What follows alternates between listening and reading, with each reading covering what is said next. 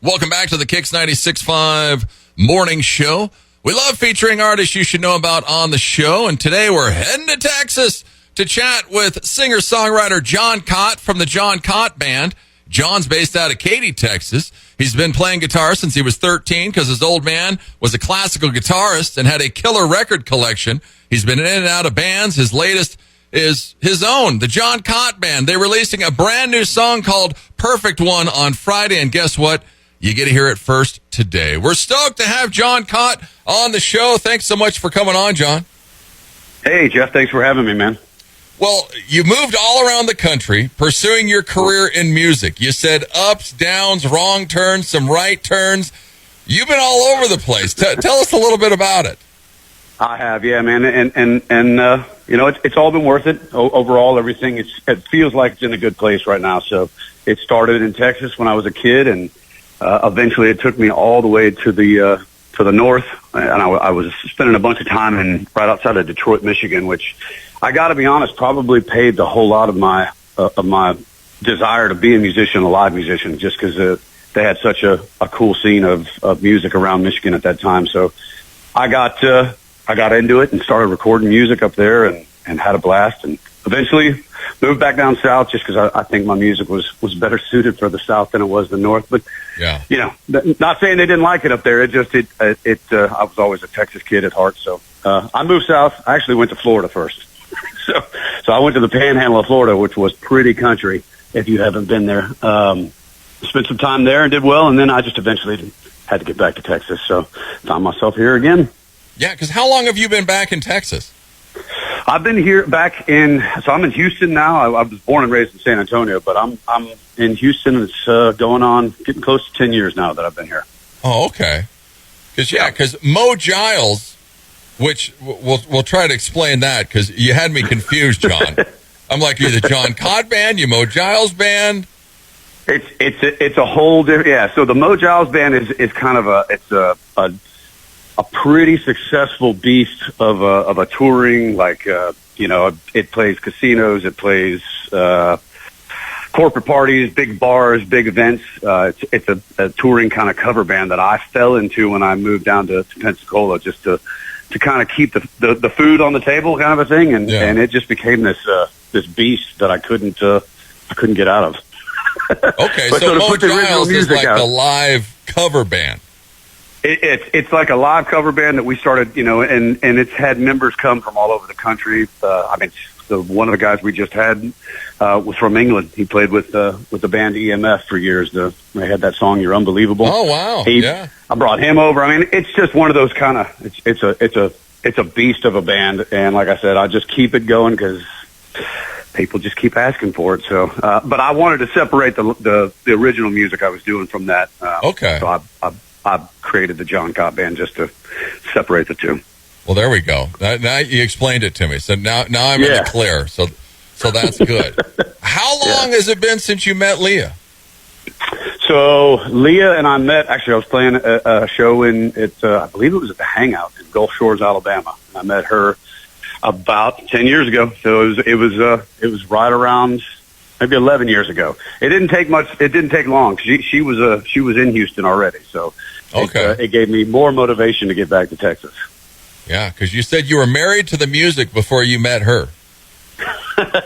Yeah. Now she shares that spotlight with the music. Yeah, don't say that too loud. No, she's at work. It's okay. Well, and when you were in Detroit, you had a band called, what is this, Uncle Booby? Uncle Booby, that was the first one. Yeah, Uncle Booby. What a great band that was. That's a great name. I mean, you're a country rocker. What was it in Detroit? Were you more rocking, or were you still country rock? No, it was, man, Uncle Booby was like, I guess, kind of almost rockabilly. Like it was. We were ahead of our time. Let's put it that way, because we were always told we were too rock for country, we were too country for rock, and now that's what everything is. It seems like, but well, yeah, Uncle Booby was real country, train track beats and reverbed out, Telecasters. It was a fun band. It was great. And that kind of evolved into another band called Rooster, which we started getting more attention. We did shows with Nickelback and Alice in Chains, and showcased for Maverick Records. We did all kinds of good stuff with that band. So we kind of started getting more into the rock sound with that. And then it just dissolved, and I wanted to get back to country stuff. So yeah, always been in me. I mean, it's crazy when you go to Jon's website. Go and check him out because you're playing. I mean, you've played over 150 shows. You say for the last decade. I mean, you just played every a couple year. This last weekend. Is it every weekend? Every week, yeah, every week. Yeah, we did 5 shows in the last 7 days. This week we're heading back to Mississippi, shooting a music video. It's a hectic lifestyle, but it's fun.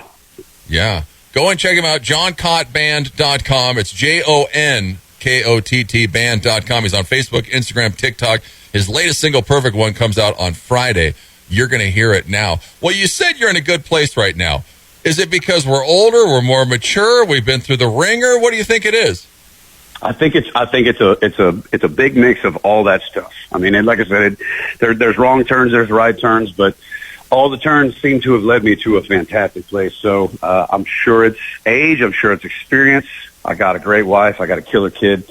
I'm writing some of my favorite songs I've written in my entire life, so I cannot complain, man. I think it's just a little bit of everything. Well, because once you've changed over to Jon Kott Band, you've been knocking them out, Jon. You got like 6 singles. You've done a few videos this year. Were these songs already in the can, or are they just coming out of you? So like Perfect One, this one, people will recognize this one, because this one I recorded back actually with the guys in Detroit, Kid Rock's people, Al Sutton and Bob Edling. They tracked that song for me. So it's been sitting in the archives for years, but the rest of this stuff has all just been flying out of me. And, it's been fun. It's just, like I said, there's inspiration that's making these songs come out. So I'm moving them as fast as I can. So is Perfect One, you said it was it recorded years ago? Is this the old recording? Did you refresh it? What? It's an old recording that's been remastered. It was just sitting there in the archives for years, and I started playing it for some of the people, and they're like, "Man, you've got to put this song out." So I was like, "All right, well, it's been sitting there. It was well recorded, and it's still a song we play live, so figured we'll put it out." Wow. I saw you were just recording a song with Sam Donald. Who's Sam? Yeah. Oh, man, Sam. If you don't know who Sam is, you're about to find out who Sam is pretty soon, because he is absolutely exploding right now. He's kind of taken on this moniker of the Kurt Cobain of country. He's got this insane voice, and him and I have known each other for a long time, well over 10 years, and he's just been exploding. His TikTok just blew up to 300,000 followers in the last 2 weeks.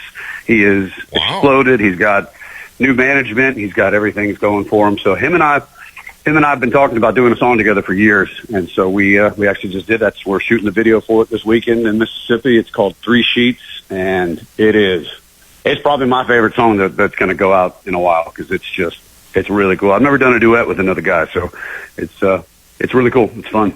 Yeah, it'll be interesting. Yeah. Well, because Sam, I got a song, Nickels and Dimes, and I think he has Ghost coming out. He's got a bunch of stuff in the works. Yeah, I don't know if Ghost is next one. I think there's talk that he's got another song called White Lines. That's it's another monster that I got a feeling that's coming next. So I don't want to say anything more than that, but I bet you it's coming next. Yeah. Wow. Go check him out. Sam Donald. Yeah. And because Sam's in Mississippi, why New Orleans? Why did you guys do the song in New Orleans? So that's where the guy that produces all of our stuff, Sam uses the same guy. Sam and I both record with this guy named Zach Keels. So Zach Keels kind of he's our man behind the curtain that makes the music sound so good. So he and I both use him, and he's based out of New Orleans. So that's why we always go there. Nice. Go check Jon out. He's at JonKottBand.com. Go and like him. He's on Facebook, Instagram. He's on TikTok. You can go watch all of his videos. Perfect One comes out on Friday. The Burn music video that you just released September of last year. How many beers did you drink during the filming of this, Jon? It was supposed to just be staged beers in the beginning. I'm not kidding. We were filming that first scene. It was 10 o'clock in the morning, and I think we just ordered a couple buckets of beers for me and they were pretty much gone. That was a tough day. That was a rough day. I don't remember. I'm not going to try to tell you how many there was, but it was more than I remember. Oh, it's a funny scene. Go check out the music video. The song's great. I love the song. I mean, it's such a great song. When you listen to it, you're like, it seems like I've heard this song, or it's a perfect song, Jon. Thank you, man. I appreciate that. It definitely was one of those ones that you can tell whenever they're a good song, they just kind of come out. You don't have to work too hard at it, and that's the way that one felt. Yeah, no, it's a great tune. It's a great video. He's sitting there at the bar just pounding beers, and then stumbling around for the rest of it. Watching myself burn. Watching myself. Yeah, do it. That's what he's doing. Watching himself burn. You got a ton of tattoos. When was your last tattoo? Has it been years? Ooh, did somebody set you up for this one? No. My last one was it's on my left butt cheek, and it is my wife's name. I was in Mississippi playing a show, and it was on her birthday, and I couldn't be home to celebrate her birthday with her. So after the show, we went to a little tattoo shop, and I went ahead and put her name on my butt for the present. How hilarious! And that was the last one. I don't know if she likes it, but yeah, that's the last one. Will that be the last one? Because you have what, like 2 sleeves, your chest? You got them all over. 2 sleeves, chest. No, they're definitely. I'm not every weekend. My drummer and I talk about it with what we're going to get next. So yeah, no, it'll keep going. It's not over yet. No, not over yet. There's still plenty of skin left. We're in the weight loss challenge here. We got a bunch of people doing this weight loss challenge because the first of the year. You're a tall, skinny guy. How do you keep your figure, Jon? That's a good question. I think it's probably just from the lifestyle, man. Just taking all those big, deep breaths 2 to 3 to 4 days a week on stage, screaming at the top of my lungs, loading gear in and out because we can't afford to have people do it for us. So I think it's really that. And I will say that my kid keeps me on my toes these days too. Having a 6-year-old, that's you got to be active with a 6-year-old. So yeah, that's for sure. They'll definitely keep you on your toes and keep you running. Yeah. You guys are in St. Louis this week. I mean, how far do you go? Because I mean, you have tour dates all the way through like August. No. I mean, that's only how much I took the time to put up. It's pretty much booked through December, but we have a couple different agents that we use across the country, and then I do a lot of the stuff myself, and it usually takes 6 to 8 months of booking in advance to get us. Like, I mean, we book out very fast, so it just never ends. I mean, every once a year we go to California to play this thing for some UFC guys, and every year we go to Florida. Every year we go to we're all over the place. It's just we go where the money is and where the people want to hear it. Yeah. So you have your places then, or you kind of got your routine? We've got a pretty good routine, but it's really started to expand, and we used to kind of float to the same places about every 6 to 8 weeks, and now I feel like a lot of those venues are getting spaced out more because more rooms are coming into the fold. So it's definitely changing, and it's evolving, which is a good thing. Yeah, that's always nice. I mean, it's incredible. Go and check out his website, jonkottband.com. Click on his shows because, yeah, he's got them all the way through August, which you don't see a lot of bands already 6 months out, and he's got more booked than that. Yeah, incredible. Just got lazy. Didn't want to. It takes a little bit of time to sit down and work that Excel spreadsheet that they give you to do. So I only did it through then, but yeah, I'll get it updated again soon. Yeah, he's got plenty on there, so you can go and check him out. Perfect one. You said you worked with Kid Rock's people, so who were you hooked up with in Detroit? So yeah, it was. I mean, Kid Rock's kind of he's the man of the city Detroit up there. God, so yes. He's the Detroit God. So yeah, his one of his main studios outside of the one that was in his house is called Rust Belt Studios, where Al Sutton, who is pretty much on every Kid Rock album, he's engineered and produced and done stuff on everything. Him and then Marlon Young, which is Kid Rock's guitar player now, and then Jimmy Bones played keyboards on it. So it's a bunch of his band members. It's the guys that work on the studio stuff for him. They all were friends of mine. So we sat in the studio for a few days and recorded a few songs. And this is one of them. This was the song that was everybody's favorite. That it just, unfortunately, when all this stuff got recorded, I kind of made some big life changes and set that stuff down for a while. And I just picked it back up recently, and I'm like, I threw it out there and and people were coming back at me. My phone just started blowing up with texts and calls from people saying, put it out. We've been wanting to hear that song for years, so figure we'll do it. So now you're going to get it. It's the perfect one.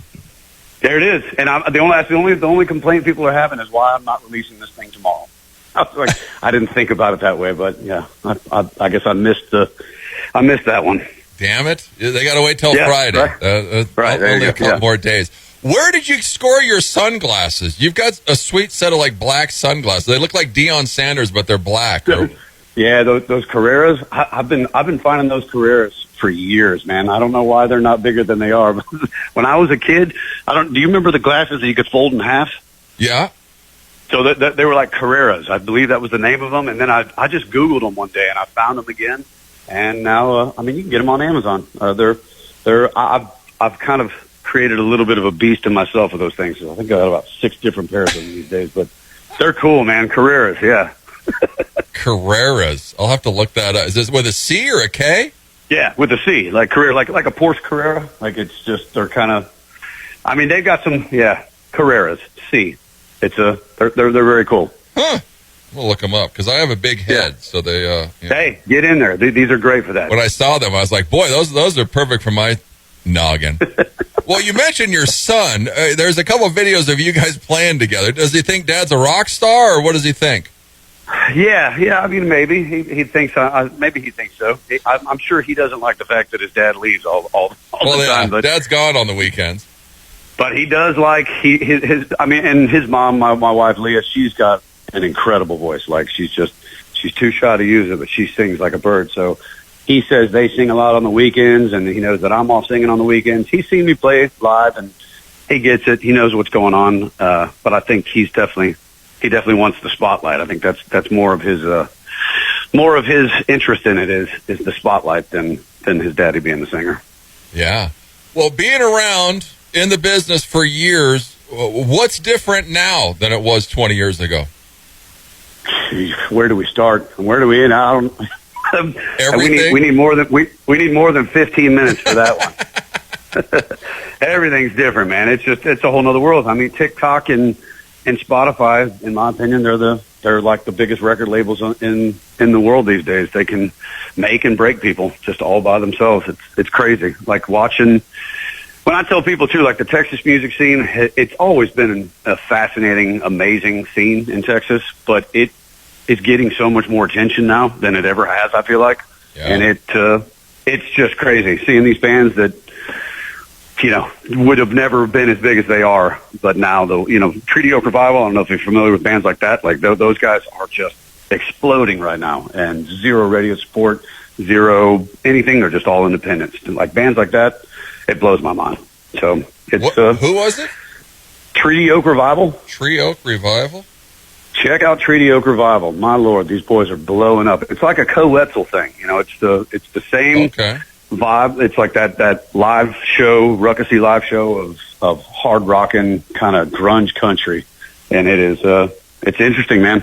Bands like that are just exploding out of nowhere right now. It's very fun to watch. Yeah, no, because how's Houston? We've had a ton of artists from Austin.